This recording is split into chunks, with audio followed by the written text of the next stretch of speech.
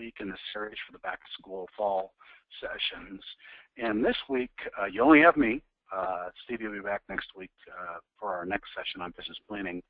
And this is one of those topics that you tend to see one of two divergent ways of approaching it. One is a less practical, more fluffy, make you feel good, only focus on motivation and mindset around investing your time in just introducing positive thoughts. We're going to deal with this and cover some of those items, some of the ways that you can improve your mindset, your strength, because in real estate, we've coached or trained thousands of agents. In real estate, one of the things we see is there's a couple of different problems that develop. One is you tend to see agents who, left to their own devices, unless they're around people that will lift them up, sort of spiral down, and they do one of two things. They either struggle forever and their network at home supports their hobby and not a job,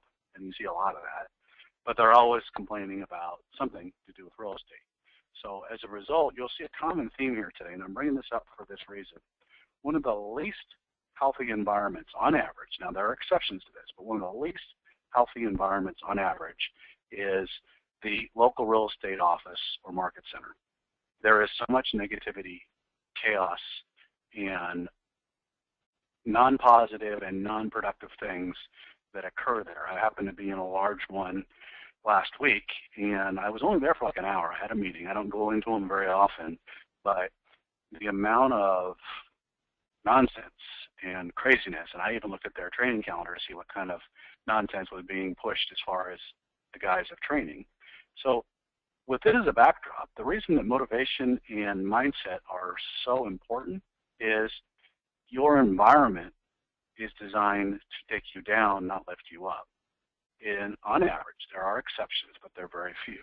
So what we're going to talk about today is sort of a reset on the way we think about this. There's a lot of books on motivation, positive thinking, and you can go to Tony Robbins. He's got a library full of these things. You can buy audio on it. You could certainly read, and I'll talk about reading lists, books like the Napoleon Hill, Think and Grow Rich. There's even a workbook that goes with it. I'll talk a little bit about that when I talk about a reading list and masterminds. So with that, what I want you to be thinking about as you're listening to this on the replay or listening to this live is, how strong is your most capable weapon, which is succeeding in business requires you to have a strong mind. And we'll touch on, in addition to this, the physical side of things.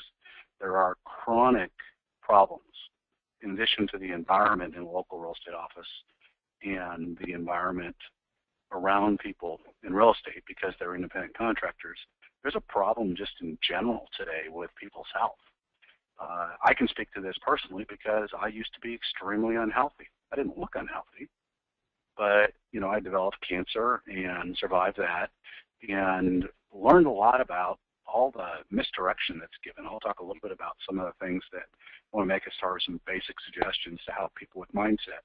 And the reason I bring this up is when we get into a corner with an agent we're training, or I observe how things are handled by agents, or it's somebody's in coaching with us and they get off track. Here's the challenge. If they get off track and they get depressed, they get non-motivated, you can't get them to do anything, on a rare occasion it's something physical. I mean, they've got a physical problem. We certainly have had one of our clients recently, we couldn't get him to do anything for 100 days. I mean, it was a ordeal to get through coaching calls. Well, come to find out, he went to the doctor and he had brain cancer and had a tumor removed. The next call he was on was like a different person was there. And that's the rarity.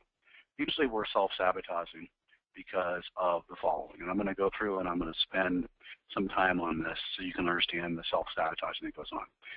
We are all excited about the prospect of real estate, right? We want to go take listings. We want to go out and accomplish things. We want to take our family on vacation. Maybe we want to earn a certain amount of income or do a certain amount of transactions. We want to be rewarded with recognition in our peer group, at our office or market center. But then the reality comes in. Why do people fall apart? Fundamentally, this is the number one. You could highlight this. You could spend a day on this with me. It's an unwillingness to realize that, much like anything else, there are a set of boring tasks and habits that you have to have if you're going to succeed in real estate. There is no quick fix. There's no shiny object. There is no way around this. But yet, the ecosystem around real estate always likes to purport that there's some magic pill. And I get emails daily from people that are like, well, I just send this out, and you'll have 50 people call you and list their house. Whether it's a postcard or a letter or something like that. It's just pure nonsense.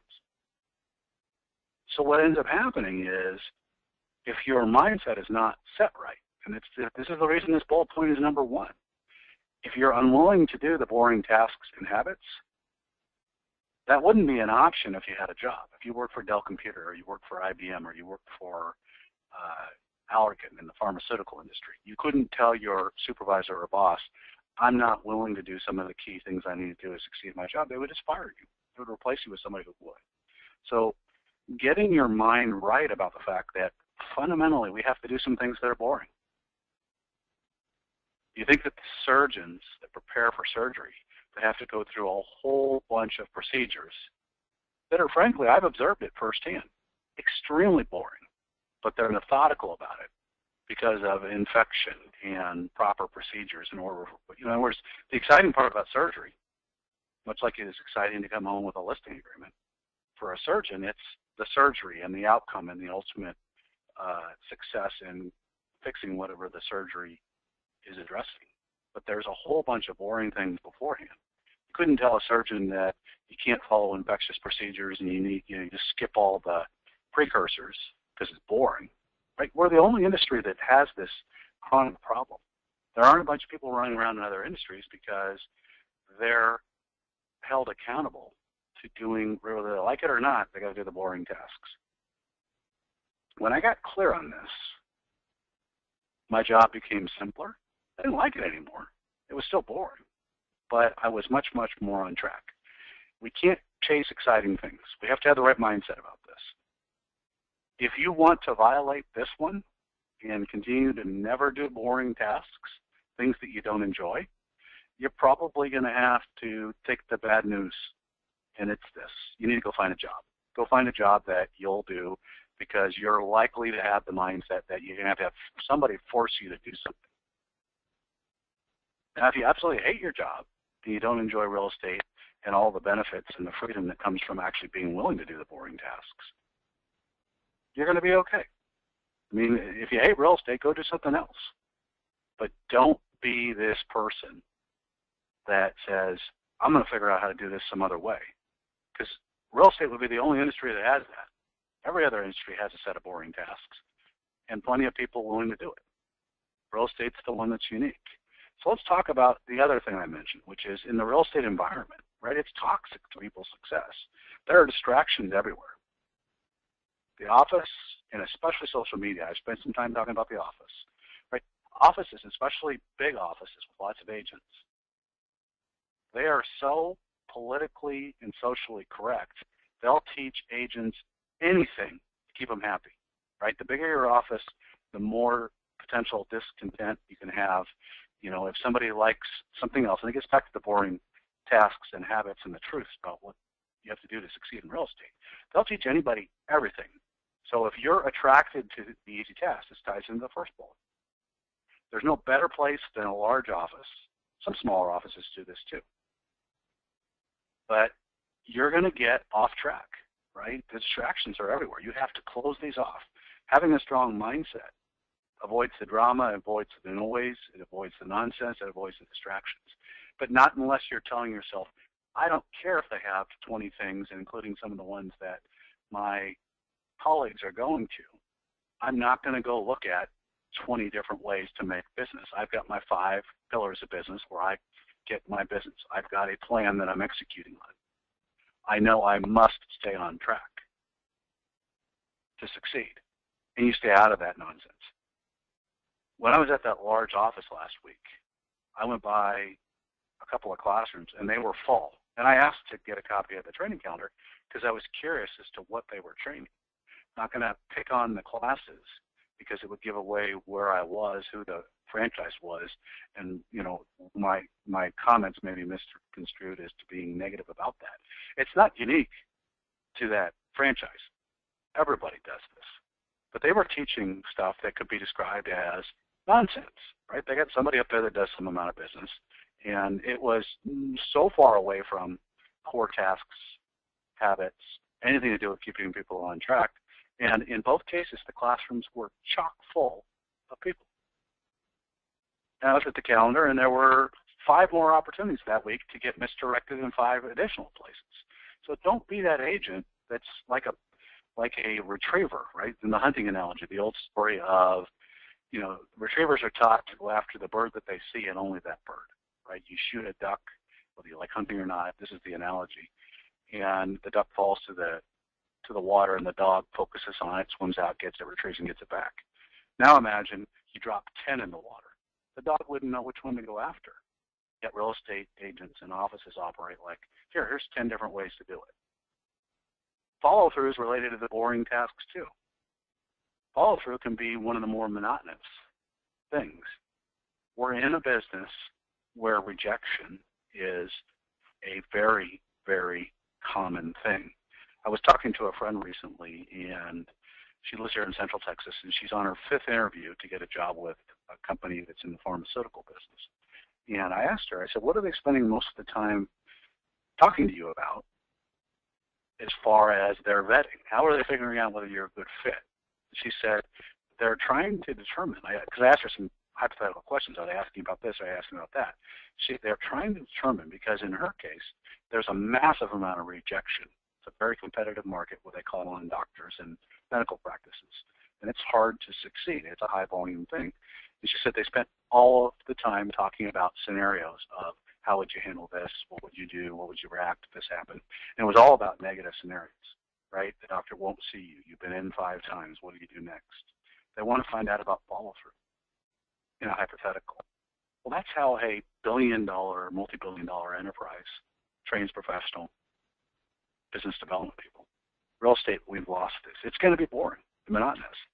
And the answer is never, I'm just going to skip this. But you're only going to do this if your mindset, and we'll spend a fair amount of time today talking about mindset, is strong. One of the things I mentioned earlier is health. One of the easiest ways to get off track is to be so stressed and be in such a toxic physical environment, and this can be physical as to how you're handling your things that I'm going to talk about today, like sleep, and how you're handling things from a day-to-day standpoint with how you conduct your day-to-day life. But if you're overly stressed, you're going to not only have physical issues, but you're going to have issues with follow-up. You're going to start to doubt whether things work. In other words, if we have a conversation with you and the reality is you haven't done your job for 100 days, you've come up with a scenario, you're involved in projects, you're involved in things at your market center, your office, you're doing whatever for 100 days. And the reality is you have done none of the boring tasks and habits, and now you're completely stressed. You look up and you say, I don't have any active listings, or the ones I have are not sellable. I've got an environment where my family's unhappy because they're now concerned about money, because I've told them that we may be really, really short on money. And you're going to be under stress. And this physical aspect of this is going to cause you to get doubt, indecision, and confusion. One of the things we see commonly, and this has happened with lots of people we've seen that have failed, I want to say that any training or coaching program fails. It's the agent failing. They try this coping strategy. It's kind of like when somebody gets caught lying, right? Remember, the underlying thing is they're unwilling to do their job. They won't do the first bullet. Will not do the boring task and habits. They'll come up with this great story. And the storyline is this. It doesn't work in my market. I tried it. It won't work. I did this, this, and this. And the reality is that they haven't been working for 100 days. That's the issue. My market's different. And then what you come to find out is it's not the case, right? You would have to connect these dots. Okay, you're in the only market in the country where nobody's ever been able to do business development the way it's worked in every other market in the country. sure you picked the one area where it won't work. It just sounds ludicrous when I say that, but yet it's this doubt, indecision, confusion that comes up. And sometimes people are like, well, this is what happened to me. Now they're playing victim. Don't be that agent that plays victim, because the reality is it does work. There are core fundamental business practices that work. So I talked a little bit about offices, environments. There's an adage where you may have heard this from your parents, if you can remember back to the comment, that you are a product of who you hang out with. You're a product. You go hang out on the wrong side of town, you're going to get involved in bad things. I had a conversation with my 17-year-old daughter about the fact that all things bad in general will happen between midnight and 6 a.m. In other words, you don't want to be on the road. There's drunk drivers. Bad things happen if you're out at a house party or other things, if you're out traveling around between those period of times. The same thing can be said about who they spend time with. The average peer group in an office or market center, unless you're in an unusual circumstance, and there are some great offices where this doesn't occur because they have high standards, they get off track because they associate with the wrong crowd. Social media is this way too. There is a great connection between those that are vocal and social media bullies and their inability to actually be vetted for the fact that they are either experts in what they talk about or not experts. We talked about this in the shiny object session, and there's a direct link to how vocal people are and what idiots they are. I can't say it any clearer. I mean, I see people that when I do the research, and we do this, we do vetting on people, we'll call and talk to agents in a marketplace that some of these social media bullies are in.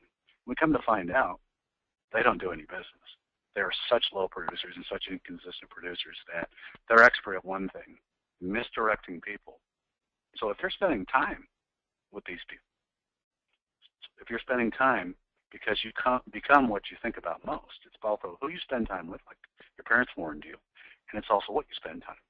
And these agents are so off track because they're in the wrong neighborhood. You're in the wrong neighborhood social media-wise. You're in the wrong neighborhood spending time with people in your office.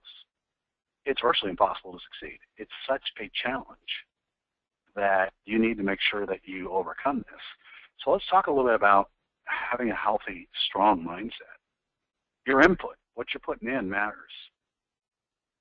Whether you like it or not, and it's your personality, affirmations and positive things that you're reading, association, whether it's a mastermind, I'll talk about masterminds in a minute, with strong players, is going to make you much more positive. I was involved with a large office. I mean, they had probably 150, 200 agents. And I spent virtually no time with anybody in that office.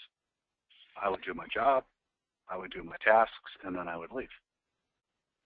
Now, when you look at staying on track, what do I do with my time? It goes to the second bullet point here.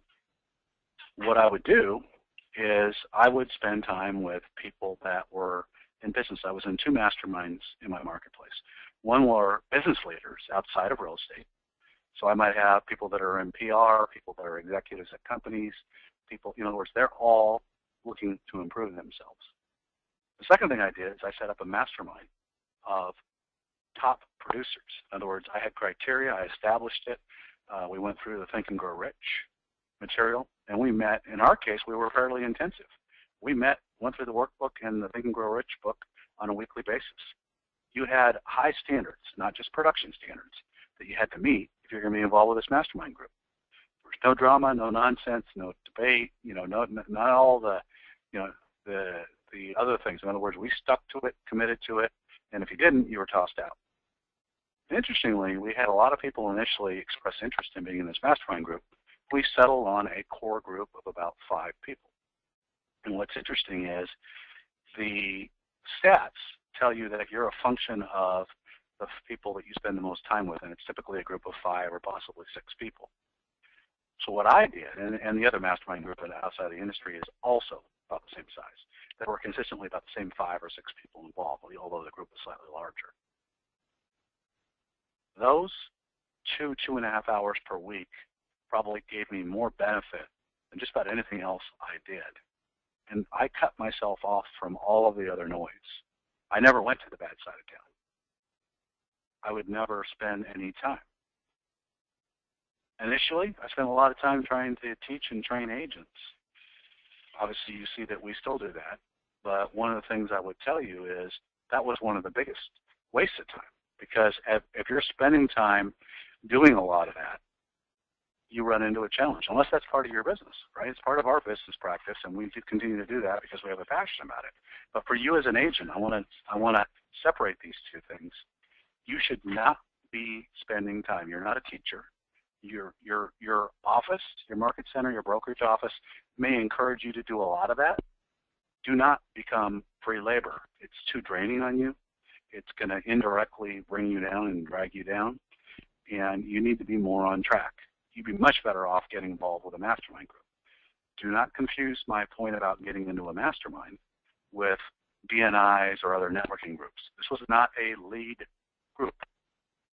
This was business leaders or a real estate top agent mastermind. We used to deliver, hard-hitting topics in addition to the Think and Grow Rich in the real estate-related mastermind. And we would come in and challenge each other to come in and present something that was of value to keep the standards high. Those first two are likely the area that most agents get off track with. They don't do anything with this, right? They're spending time with the agents in the office who are going to drag them down. It's kind of like a bucket of crabs, if you ever heard that analogy. Crab tries to crawl out, the rest of the crabs are going to pull him back down. Real estate offices tend to be that. Again, there's some exceptions. Be that way. This would be the same thing if you got involved in your association of realtors, local, state, or otherwise, unless it's your passion. Like I said, I have a passion, like Stephanie does, for teaching, training, and coaching. You should have no involvement with that. The amount of negativity with that and the opportunity for you to get drugged down, distracted, and off track. In other words, remember, it's that chaos, noise, and distraction. There's a million agents in the United States.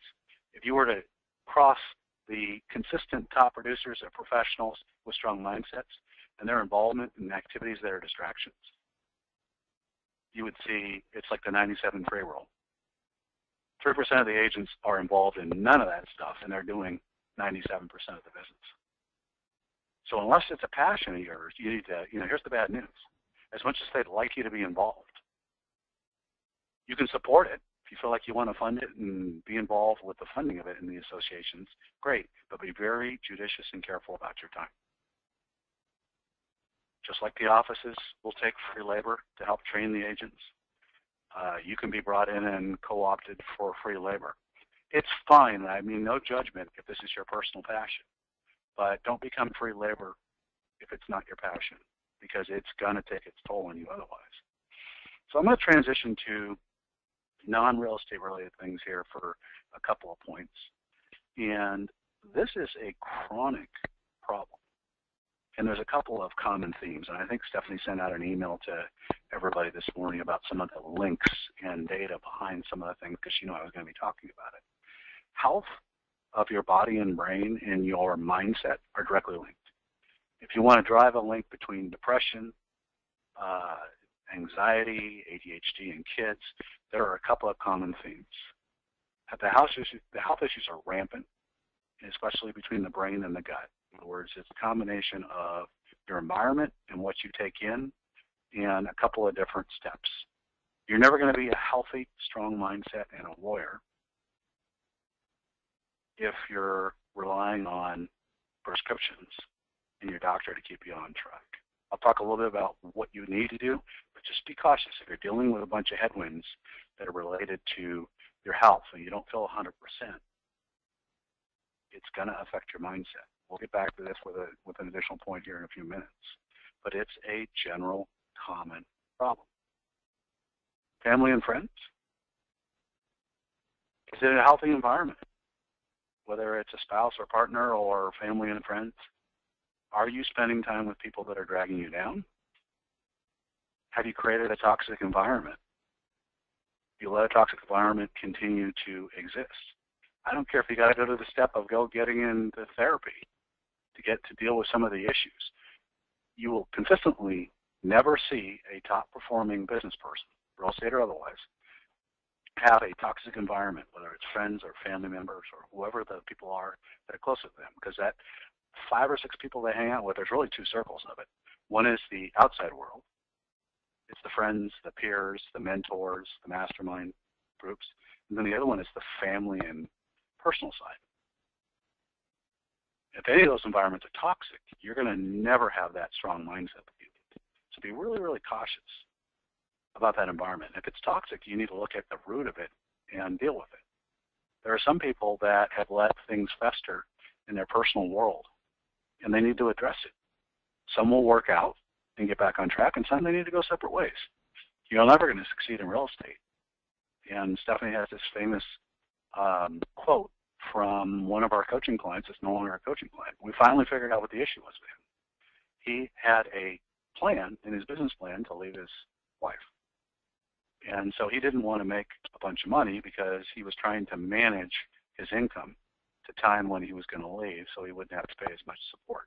If that's your business practice and your mindset, you're never going to be a top performer. Well, he was failing in the business world, and we also didn't like the game that he was playing. If you're in a toxic environment, you need to make a change and move on. You're never going to be on track. Some of the other things, and I talked about a couple of the adages you'll hear. You are what you put in other words, what you think about most, what your inputs are, who you associate with. It's all a matter of these inputs. Your success and sometimes the survival of your business and relationships, you're going to have to take dramatic steps to change. When I got a call and I was told that I have melanoma and I need to be in for emergency surgery ASAP, that was a life-changing event. It set me on a path that, although I didn't realize it initially because I never got the message initially, I eventually got to the point where I understood distinctly that was a function of my inputs, both on a physical and a health standpoint, but it also helped me understand it better on the business side. You have to say no to a lot of things to be successful. I said no to everything other than my boring tasks, my core things I needed to do, and the things I must do in order to succeed their priorities. This is a challenge. One of the things that we see people doing, and this is the first bullet, is they're working a plan, but they're not really doing that. They're just working to keep busy. It gets back to the previous point about family and being addicted to work, especially men. We see that work is their life. In real estate, they're pretending to work, and it's their career, and they're not really producing. In other words, if you work for Allergan, I'm using my analogy, and you're calling on doctors, you've got the accountability of a boss who's going to not let you go more than probably a week if you're not doing your boring tasks, and call you in, put you on a plan. If your comment is, I'm not going to do what I need to do to succeed, they're going to cut you loose. More than likely, you probably wouldn't make it through the vetting. Well, unfortunately, in real estate, there's no vetting. So people have this ridiculous game they play with, and I can't call it anything else. It's a game they play with friends and family and their spouses, if they're married, where they pretend like they're working. In other words, if you show up at your office at Market Center 240 days and you do 5 transactions, I can tell you definitively you're screwing around and you're hanging out with the wrong people and you're listening to all sorts of nonsense and you're not working.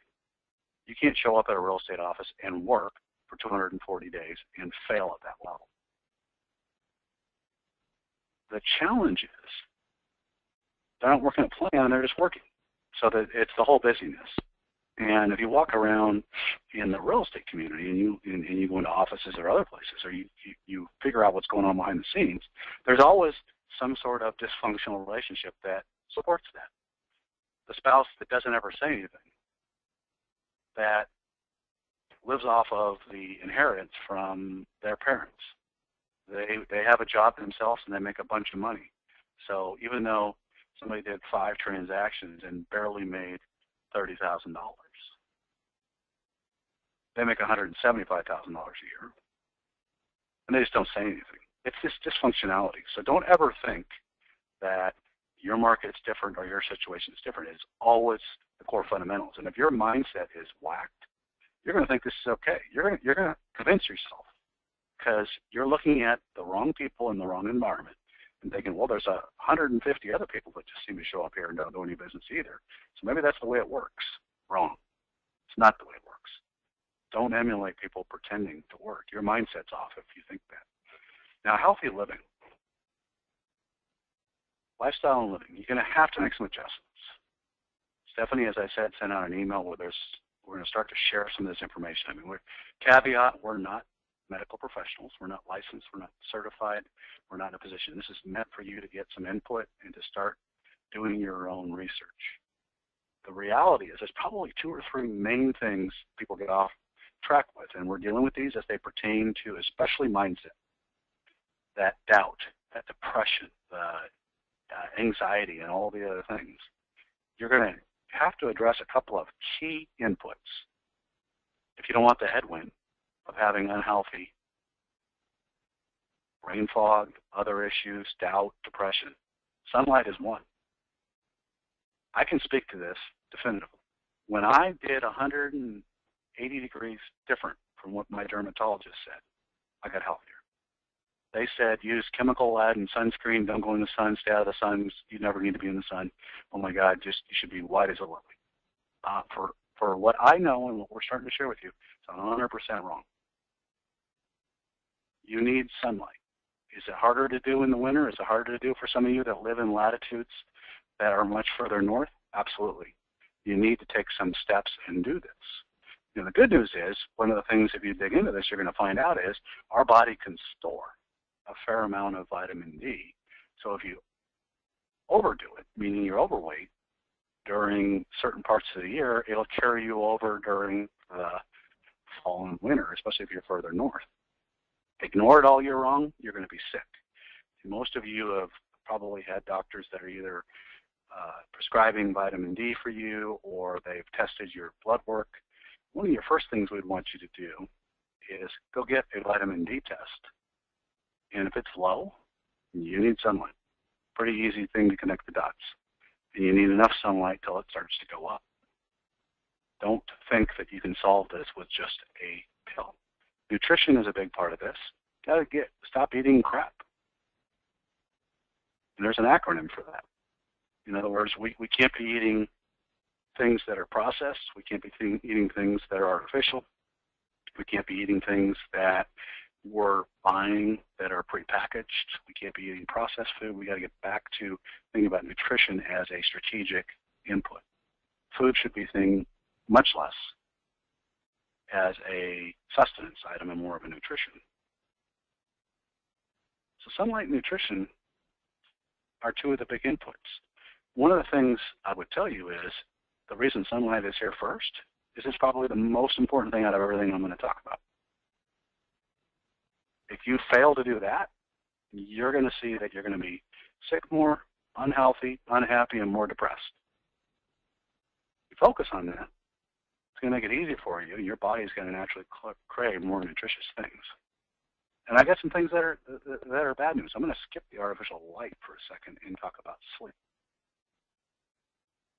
When we ask agents that we train or agents that are in coaching with us about their sleep habits, it goes from being poor to atrocious on average.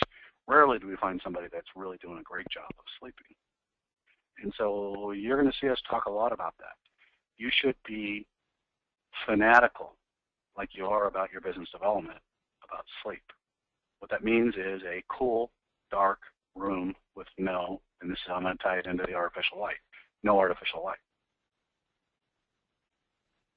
We can send you 50 or 100 articles and studies about artificial light, meaning iPads, iPhones, TVs, and how bad it is for sleep, how bad it is for your body. I'm going to tell you one quick story. They did a quick study. It's where the whole concept of shift work and shift work syndrome came from. They studied a set of medical practitioners because they started to see even the people in healthcare who presumably think about the inputs are fairly nutritionally educated, they would eat better on average that worked either swing, meaning the evening, or graveyard, overnight shifts. And the swing were fairly unhealthy. The graveyard were extremely unhealthy. So one of the ways they determined, they had all these, right? They're not sleeping right because they're up at night. Your body wants to sleep at night, not during the day. There is no, and this has to do with the circadian biology, right? You're never going to see that if you violate all these things. So in other words, they're not getting sunlight. They are all under artificial light in a medical center, and they're not sleeping right. So just the point I want to make here is keep these categories in mind. We're going to talk a lot more about it. If you're interested in more than what Stephanie had sent you, we can make some suggestions as far as additional reading. But start with sunlight, focus on nutrition, and we're going to spend a lot of time on artificial light. You're going to see that the intersection of these three areas affects sleep, which affects health, which affects mindset. And when we started focusing on these things, it cleared up all sorts of issues for both myself and Stephanie and pretty much anybody else we've suggested look into this. So it may seem odd to you that this is in here, but just make it a point, and this is probably the most important thing I'm talking about in here, is if you violate this one, you're not in the sun, you eat crap, you're around artificial light all the time, you don't sleep right, you're going to be unhealthy. You may not be unhealthy from a standpoint of you're way, way, way overweight, or you're way, way, way physically from an appearance standpoint, but you're going to be a candidate for all sorts of health issues. One of the things that's interesting, and this is the final point I'll make on this before I go on to the next one, you're going to see diseases of the 40s, 50s, and 60s start to show up in teenagers and kids in their early 20s. Why? Because they violate every one of these, right? They're inside gaming, they're inside on their computers. They spend all their time under, exposure to artificial light, looking into their iPads, iPhones, and they're serial users of this, and they started at a very young age. So they get many, you think about Stephanie's adage of 10,000 hours, they get their 10,000 hours of bad input in by the time they're 20 years old, whereas some of us older adults either don't do it or haven't had anywhere near it, right? This is where the technophobes are going to benefit. So we'll be spending a lot of time on this over time. So clarity, having a clear picture of what you must do and not do to succeed. I talked about this, and it's a rinse and repeat daily. Your must-do list has to be focused. A lot of times it'll be the boring, mundane tasks. Your not-to-do list or your I must not do list should be long, and you should be religious about keeping it separated. You should never have a day, a week, or a month where you look at it and go, God, I'm really doing a lot of these things that I shouldn't be doing, and I'm doing virtually none of the must-do activities. Don't be that person, because you're setting yourself up to succeed. Now, eliminating toxic inputs. We talked about this. I won't spend a lot of time.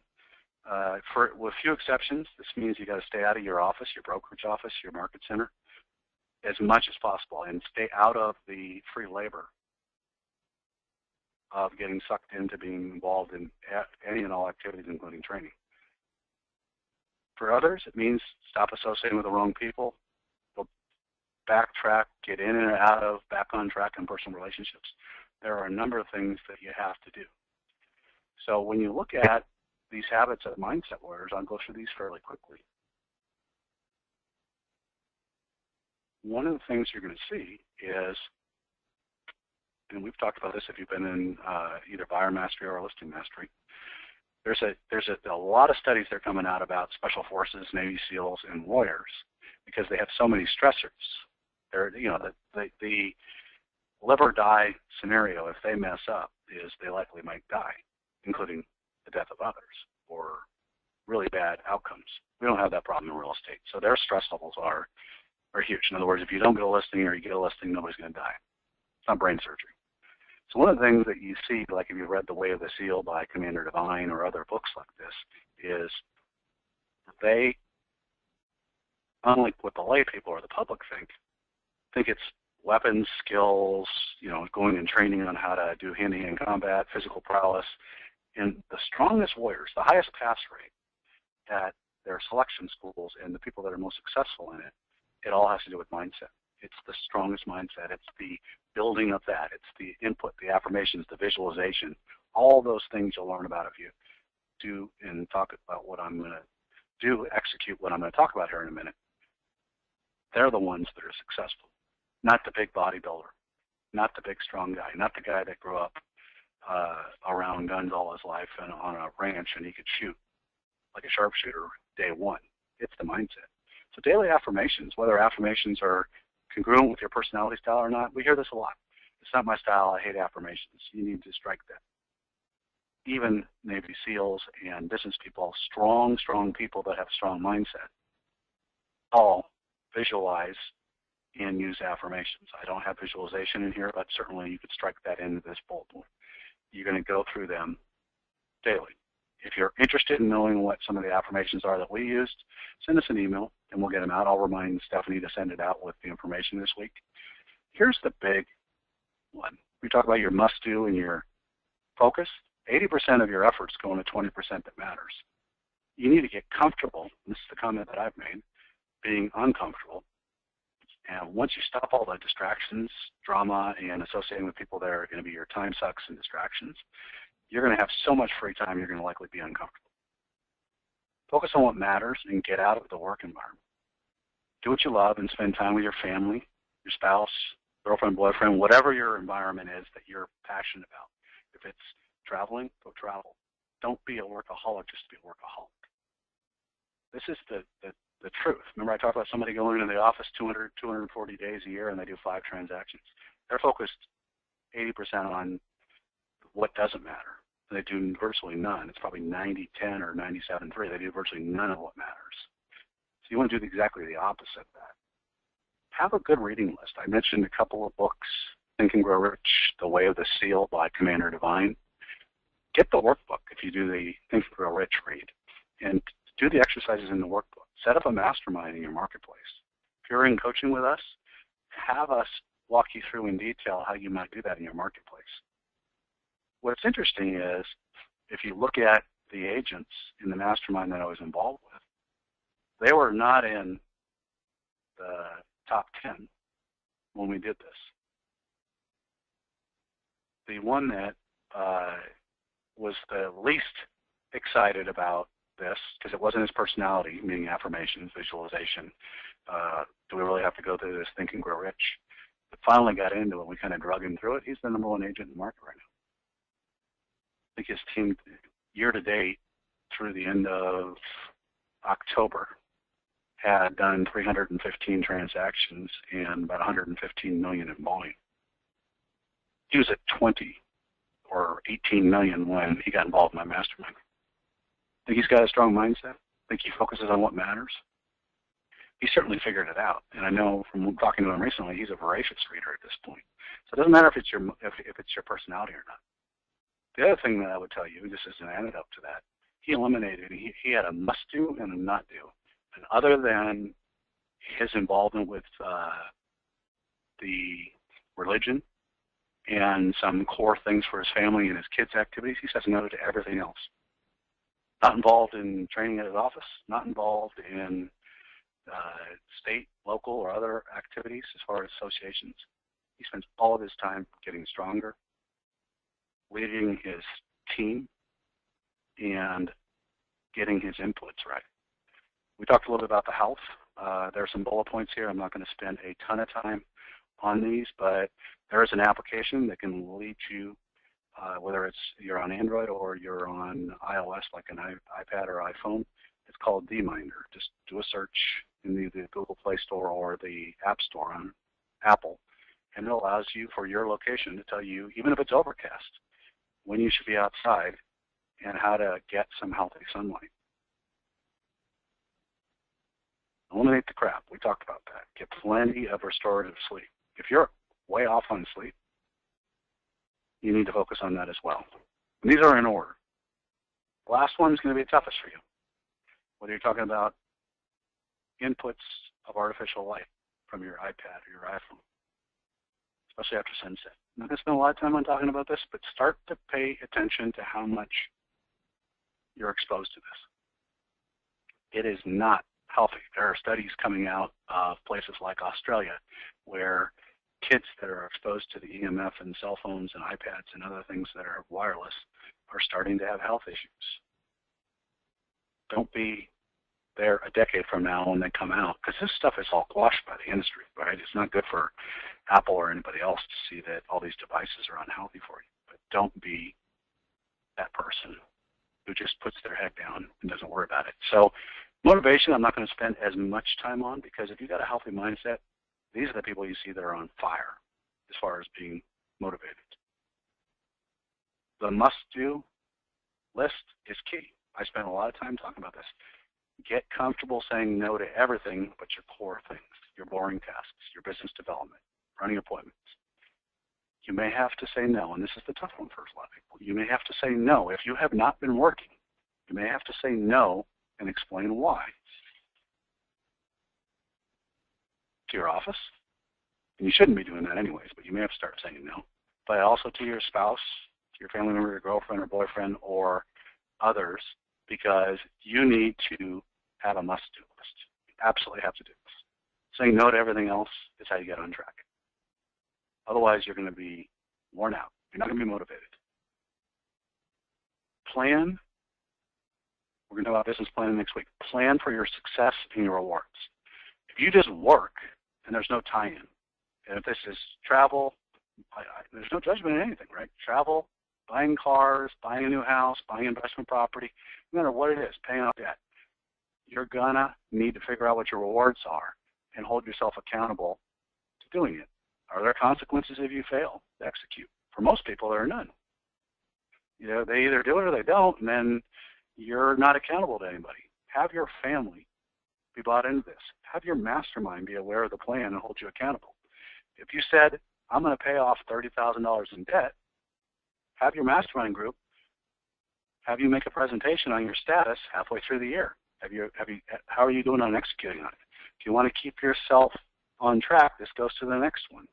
You have to burn your boats. This is the old adage when you read about it, and they talk about this in Think and Grow Rich with Napoleon Hill. Especially if you're susceptible to bad habits and falling back and getting off track, you have to eliminate these sources.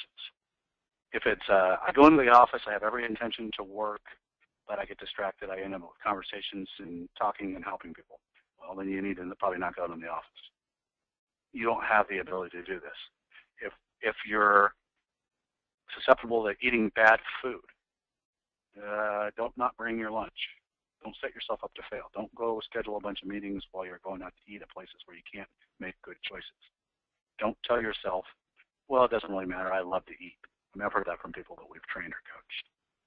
I'm not going to worry about it. I absolutely love to eat. I'm a foodie. Okay, we'll be a foodie with high quality and don't eat crap. So if you fall off track, you need to eliminate the source of that. So as far as refreshing yourself on a daily, weekly, and monthly basis, keeping track of successes, setbacks, your actual versus plan regularly is going to be key.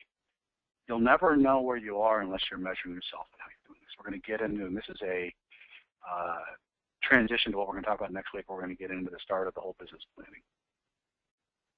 If you're off track, you don't want it to be an extended period of time. It's extremely demotivating.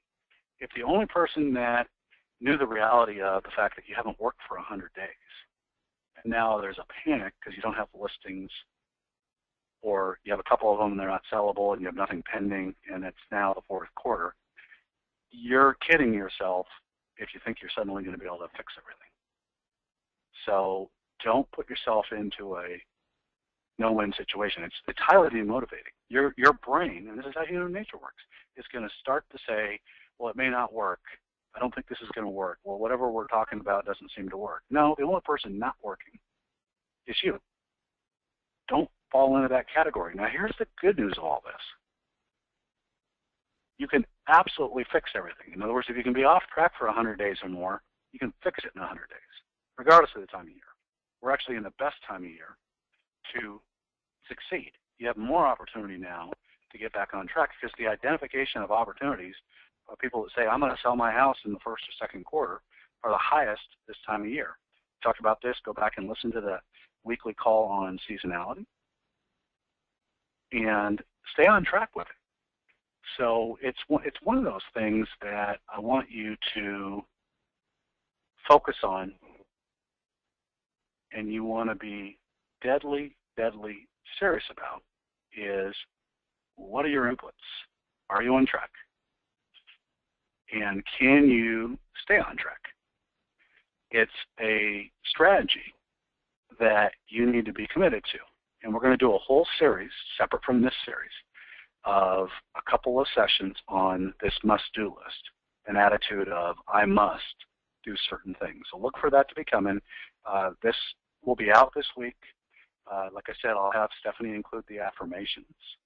And we'll be back next week with business planning, and Stephanie will rejoin me for the call.